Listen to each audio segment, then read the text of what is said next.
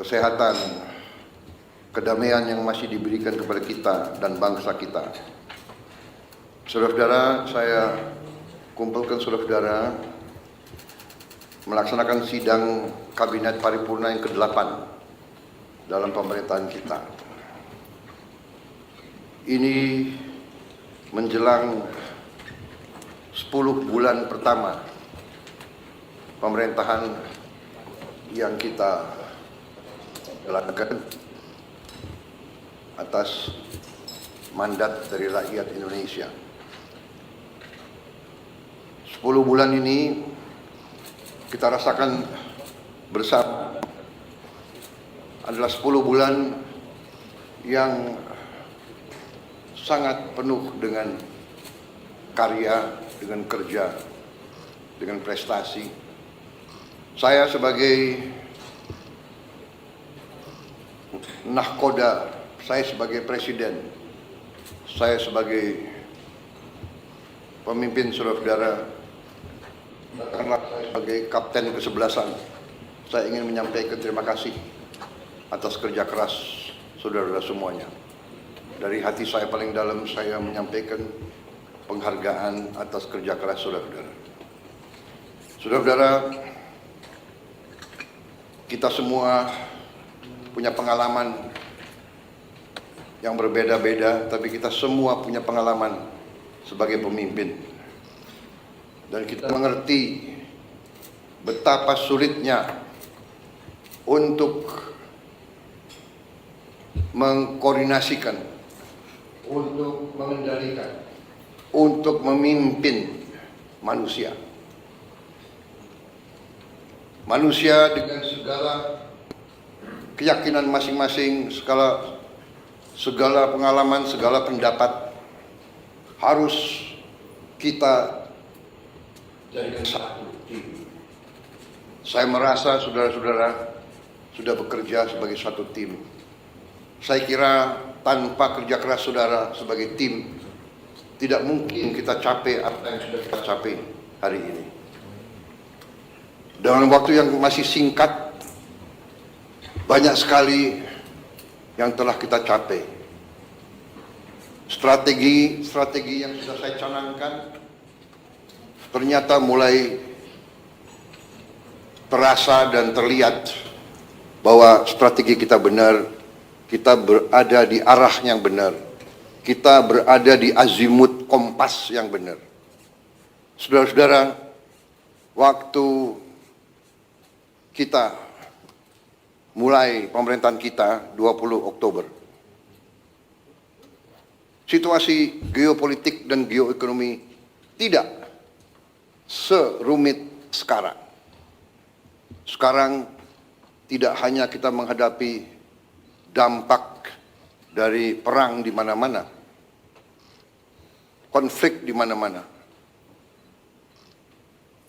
konflik di Ukraina, konflik di Timur Tengah, Gaza, tepi barat, Lebanon, Suriah, yang begitu dahsyat, yang memakan korban begitu banyak di depan mata seluruh dunia. Perempuan, anak-anak kecil, puluhan ribu dibantai. Kita juga lihat konflik Israel-Iran, di mana negara adik kuasa pun ikut. Kita lihat konflik India dan Pakistan. Kita lihat di kawasan kita sendiri, konflik Myanmar jalan terus dan tidak kelihatan arah untuk menyelesaikan secara damai. Walaupun kita akan dukung ASEAN terus untuk berperan mencari solusi damai di tetangga kita. Belum lagi kita lihat sekarang muncul lagi konflik bersenjata antara sesama anggota ASEAN, Kamboja dan Thailand. Belum lagi kita hadapi kondisi geoekonomi dunia, ketidakpastian yang ditimbulkan oleh tarif yang dipasang oleh Amerika Serikat. Kita menghadapinya dengan tenang. Saya terima kasih dengan tim ekonomi kita. Saya terima kasih saudara-saudara bekerja dengan tim sebagai tim yang baik. Menteri Koordinator Perekonomian dengan timnya dibantu oleh Menteri Keuangan, Menteri Perindustrian, Menteri Perdagangan,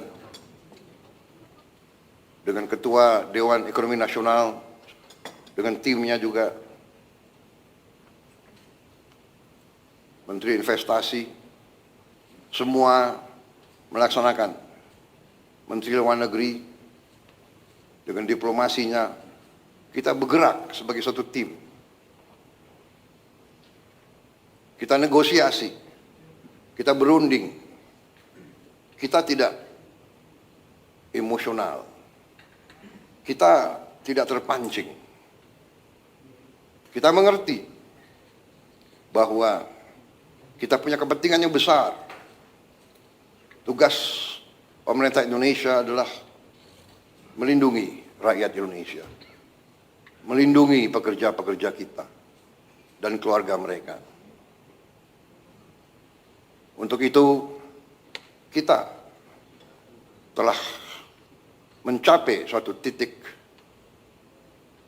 yang terbaik yang bisa kita capai pada saat ini.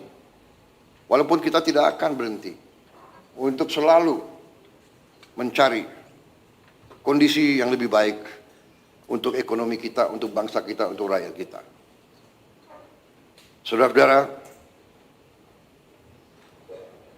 kita paham dan kita mengerti bahwa kondisi ini akhirnya menguji strategi besar kita, menguji strategi transformasi yang sudah saya canangkan di awal, bahkan sebelum saya dilantik sebagai presiden. Strategi transformasi bangsa yang kita pegang adalah strategi yang berdasarkan realisme, yang berdasarkan kondisi nyata bangsa dan regional dan global. Kondisi nyata ini tidak bisa kita hadapi dengan teori, dengan angan-angan. Idealisme benar, idealisme itu perlu. Tapi yang utama yang bisa menyelamatkan kita adalah realisme. Kita harus dengan realistis melihat situasi dan kita ambil langkah-langkah. Saudara-saudara, sejak lama saya berkeyakinan bahwa apapun terjadi, bangsa kita akan aman kalau kita kuasai pangan kita. Kalau kita bisa amankan pangan kita, kita bisa jamin bahwa kita bisa beri makan kepada rakyat kita. Setiap hari, setiap minggu, setiap bulan, setiap tahun. Saya tidak pernah percaya bahwa satu bangsa bisa merdeka kalau dia tidak bisa produksi pangannya sendiri. Tidak ada dalam sejarah manusia. It does not happen. It will not happen. Tidak ada negara yang merdeka berdaulat tanpa dia bisa produksi makannya sendiri. Karena itu, produksi pangan bagi saya adalah strategis. Selalu bangsa kita diganggu, bahkan dirusak melalui pangan.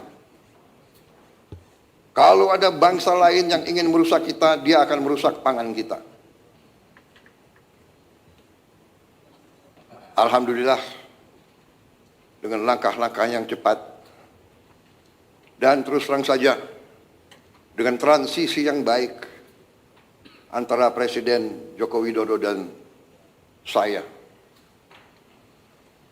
kita bisa dalam posisi sekarang, produksi pangan kita bisa saya sampaikan berada dalam kondisi yang aman dan kuat. Terima kasih kepada semua pihak yang mencapai ini.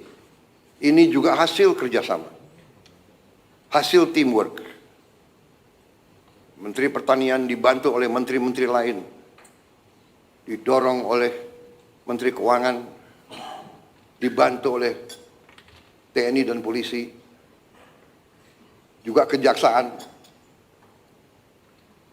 Karena dalam ekonomi kita menghadapi pemain-pemain yang punya agenda lain daripada kita. Pemain-pemain di ekonomi ini ada yang niatnya hanya cari keuntungan sebesar-besarnya, tidak peduli rakyat kondisinya kayak apa. Bila perlu, rakyat dimiskinkan terus agar mereka bisa mengisap kekayaan kita, bagaikan mengisap darah.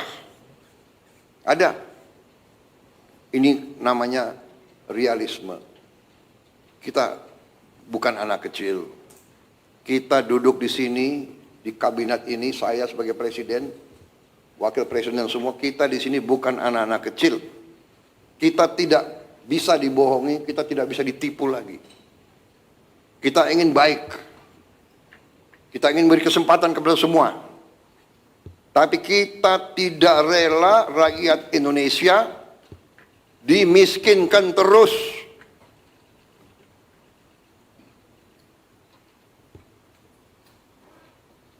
Saudara-saudara, alhamdulillah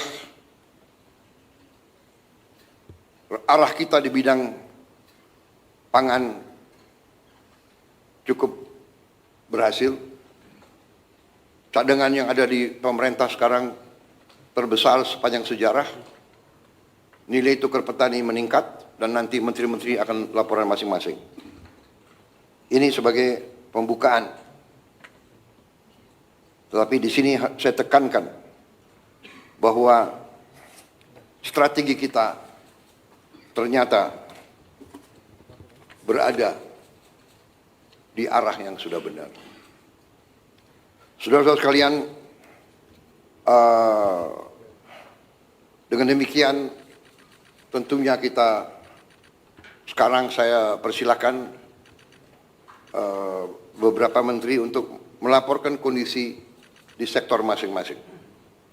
Kita prioritaskan tentunya para menteri sebagai leading sektor, sebagai leading katakanlah sebagai ketua satgas di bidang masing-masing yang prioritas. Pangan, energi, pemberantasan kemiskinan dan kelaparan, kemudian pembangunan SDM, kesehatan, perumahan. Saya persilakan